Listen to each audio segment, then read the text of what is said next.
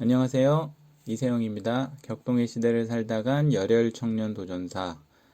벌써 네 번째 강의가 되네요.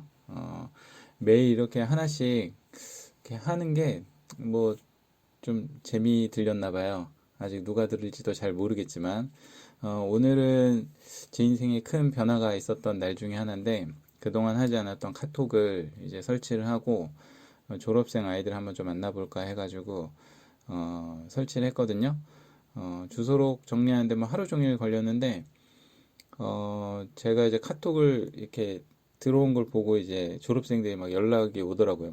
제가 먼저 연락을 이제 이번에는 좀 할까 했었는데, 아이들의 여러 가지 이야기를 좀 들으면서, 아이들이 이제, 정말 청년으로서 여러 가지 지금 이제 도전을 하고 있구나. 뭐 졸업을 이제 막 한 친구도 있고, 막 이제 직장을 갖게 된 친구도 있고, 뭐 결혼을 앞둔 친구도 있고, 여러 가지 상황이 있더라고요. 거기에다 이제 아주 뭐 10년 넘게 이제 연락 이제 되게 못했던 어떤 그런 친구도 너무 궁금해가지고 연락을 했는데 갑자기 연락이 돼가지고 그것도 뭐 너무 반가워서 그래서 사람들이 이렇게 서로 이렇게 이어지고 서로의 소식을 알아가고 그렇게 해서 서로 이제 이걸 좀 연대라고 이제 할 수 있을 텐데 그런 과정을 통해서 서로 힘을 얻고 이제 살아갈 수 있는 어떤 그러니까 도전할 수 있는 어떤 그 용기가 좀 생기는 것 같아요. 그래서 저도 사실 이 녹음하는 게 무슨 큰 의미가 있겠습니까? 뭐 하루에 뭐 한 명, 두 명 뭐 조회하거나 이게 듣는 사람이 있을지 없을지도 아직 모르는 상황이지만 아무튼 이 좀 기쁜 마음, 그 즐거운 어떤 마음, 그 사람들과 서로 연결되고 누군가에게 위로를 줄 수 있는 이 강의도 사실 뭐 역사 지식을 전한다기보다는 좀 지쳐있는 청년들에게 어느 순간 하나라도 이제 좀 위로가 될 수 있는 어떤 그런 의미를 전해줄 수 있다면 그게 이제 가장 큰 어떻게 보면 목적이 되는 거기 때문에 그래서 그냥 뭐 하는 거예요. 예. 근데 이제 좀 더 수준 높게 하면 좋겠지만 아무튼 지금 상황이 이렇다 보니까 음성 강의를 이제 녹음하고 말도 좀 그냥 되는 대로 이제 막 하고 있고 거기에다 이제 그냥 한번 녹음되면 편집 없이 그냥 바로 글을 올리는 상황이다 보니까 좀 부족한 건 많지만 아무튼 뭐 누가 된지 모르겠지만 차차 강의를 통해서 여러분들이 조금 위로를 받았으면 좋겠습니다. 지난 시간에는 9명의 이제 열혈 청년, 선배 열혈 청년들에 대해서 잠깐 소개를 했어요. 예를 들면 이제 통역관, 외교관으로서 일했던 중인 출신의 오경석이라던가 그 다음에 이제 청년 언론인이죠. 서재필. 그리고 평민이었지만 청년 의병장이었던 신돌석. 그 다음에 행동하는 청년 교사. 그래서 김마리아. 그리고 이제 성공한 청년 기업가. 예, 유일한. 그 다음에 민족을 위해서 이제 의열투쟁으로 목숨을 내놓은 청년 의열투쟁가 이봉창. 그 다음에 이제 청년 체육인 송기정. 그 다음에 청년 화가 박수근. 그 다음에 정의를 갈망했던 청년 신학생 장준하 9명에 대해서 간단하게 소개를 했고요. 자, 오늘은 격동의 시대를 살다간 이 열혈 청년들의 인생을 바로 소개하면 좋을 텐데 사실 그냥 소개하면 재밌긴 하거든요. 이 내용이. 그런데 이제 이게 단순히 흥미로만 넘어갈 수도 있고 거기에다가 제가 하는 이야기를 그냥 그대로만 듣다 보면 역사가 정말 강조하고자 하는 게 무엇인지 그리고 나는 도대체 이것을 왜 이걸 수용하고 있는지 그런 어떤 그 의심을 갖지 않고 이제 그 역사를 그냥 말하는 대로 그냥 듣다 보면은 그냥 그런가 보다 하고 이제 넘어가는 수가 있거든요. 그래서 오늘은 이제 그 본론에 해당되는 그 열혈 청년들의 어떤 생애를 설명하기 전에 그 역사를 읽는 방법에 대해서 좀 간단하게 좀 소개를 하려고 해요. 그래서 결론부터 얘기하면 의심하며 읽기. 그래서 열혈 청년 도전사 읽기 전에 역사 교양 쌓기. 뭐 이렇게 보면 되겠죠. 여러분 역사란 무엇일까요? 그쵸. 좀 너무 철학적이고 좀 따분한 말이죠. 혹시 역사란 무엇인가라는 책을 아마 제목 정도는 들어봤을 것 같아요. 읽어보진 않더라도. 워낙 뭐 유명한 고전이긴 한데, 이 책의 이제 내용을 다 이제 넘어가서 이 책의 어떤 핵심적인 내용으로 가장 유명한 구절이 뭐냐면, 역사는 과거와 현재의 끊임없는 대화라고 이제 얘기를 하거든요. 그 말의 뜻은 뭐냐면, 과거에 있었던 일을 보통 이제 역사에선 사실이라고 해요, 사실. 과거에 존재했던 사실. 그런데 이제 그 사실 자체가 중요한 게 아니라 지금 현재 살고 있는 사람, 역사가가 그 사실을 어떻게 해석을 할 때 그 어떻게 해석을 하냐에 따라서 그 역사가 이제 우리에게 이제 와 닿는 거죠. 그러니까 과거에 있는 사실 그 자체를 복원하는 것도 중요하긴 한데 실제로는 그 사실을 가지고 이 사실을 의미하는 바가 무엇인가를 얘기할 수 있는 게 바로 이제 역사라고 하는 거예요. 근데 이제 에드워드 카 같은 뭐 분은 뭐 워낙 뭐 이제 그렇죠. 학자다 보니까 좀 멋지게 역사를 정리했지만 뭐 저는 그냥 뭐 역사가 뭘까요? 그냥 인간이 남긴 과거의 흔적이겠죠.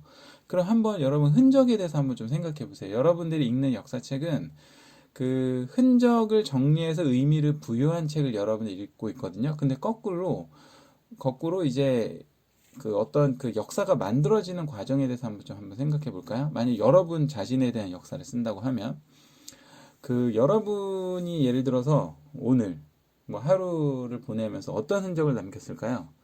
뭐 SNS에 올린 글도 있을 거고 뭐 물건을 구매하기도 했겠죠? 또는 지나가다가 건물 CCTV에 찍혔을 수도 있어요.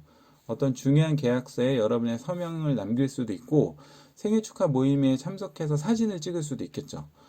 생각해보면 하루 종일 여러분의 흔적이 이제 꽤 많이 남아있거든요. 그런데 또 한편으로 생각해보면 여러분들이 남기지 못한 흔적도 있어요. 예를 들면 순간적으로 지녔던 어떤 감정. 예를 들어서 누군가를 만났는데 또는 뭐 직장이건 어디건 누군가 어떤 이야기를 하다가 들었던 순간적인 어떤 느낌들.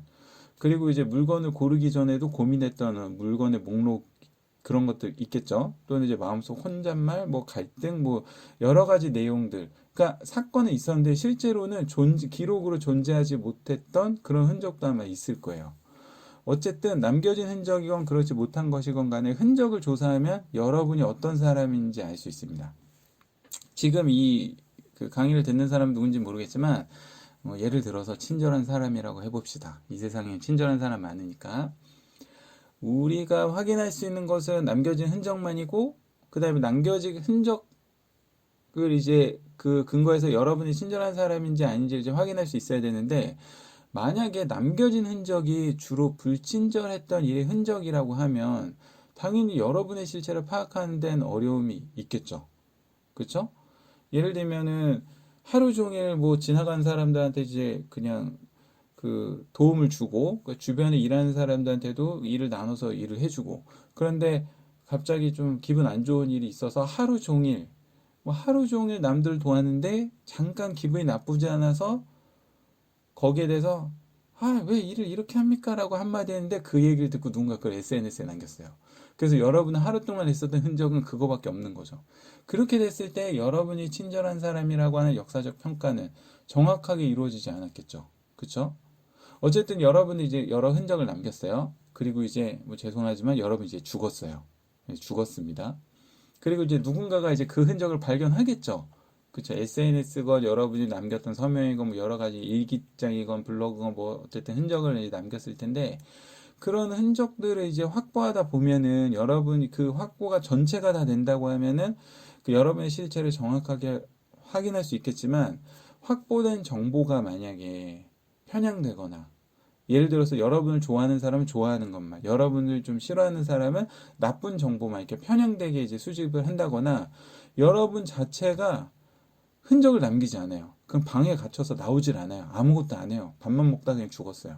그런 경우에는 당연히 여러분의 실체에 대해서 알기 어렵죠. 역사적 오류는 더 많아질 수밖에 없고 검증하기도 어려울 거예요. 그래서 이제 이런 과정들을 객관적으로 이제 살피기 위해서는 누구한테 의지할 수밖에 없냐면 역사가한테 의지할 수밖에 없거든요. 그러니까 역사가는 사실을 객관적으로 어떻게 복원할 수 있도록 훈련을 받았어요. 그렇기 때문에 의지하는 거는 어떻게 보면 뭐 당연한 거겠죠.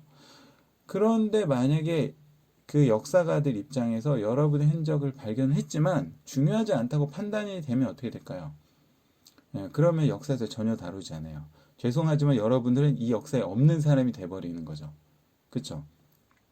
이거를 이제 조금 다른 말로 이제 얘기를 하게 되면 훈련받은 역사가가 여러분이 남긴 흔적, 과거의 사실을 근거로 역사를 기록하는 건 맞긴 맞겠지만 그 역사가의 주관적인 어떤 태도 또는 그 사람이 가지고 있는 사상의 어떤 영향을 받을 수밖에 없고 그 사람을 전문가라고 신뢰는 할 수 있겠지만 실제로는 그 사람의 어떤 주관에 의해서 역사가는 상당히 다르게 평가될 수 있다는 거예요. 만약에 여러분에 대해서 그 역사가 여러분 자체를 굉장히 부정적으로 생각하게 되면 부정적인 정보만 이제 끌어모으겠죠.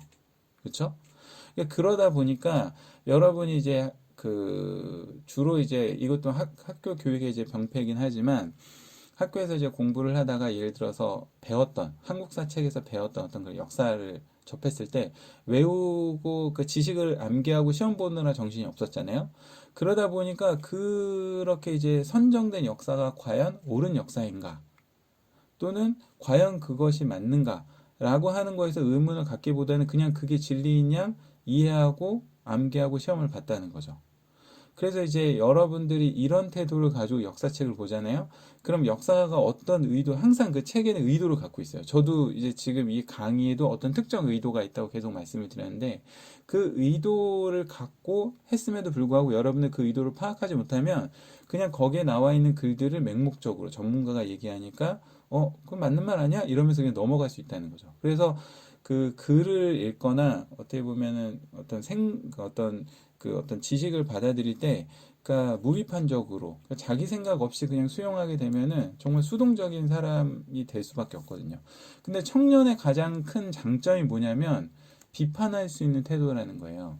그래서 이 역사를 볼 때도 여러분들이 주체적으로 이해하고, 과연 그럴까? 상상할 수도 있어야 되고, 이것보단 이게 더 나은 것 같은데? 라고 하는 어떤 새로운 어떤 제안이라든가, 비판할 수 있는 어떤 그런 자세를 갖는다고 하는 게 여러분이 격동의 시대를 살아간 열혈 청년의 역사를 제대로 읽을 수 있는 예를 들어서 하나의 이제 과정, 방법이라고 생각을 합니다.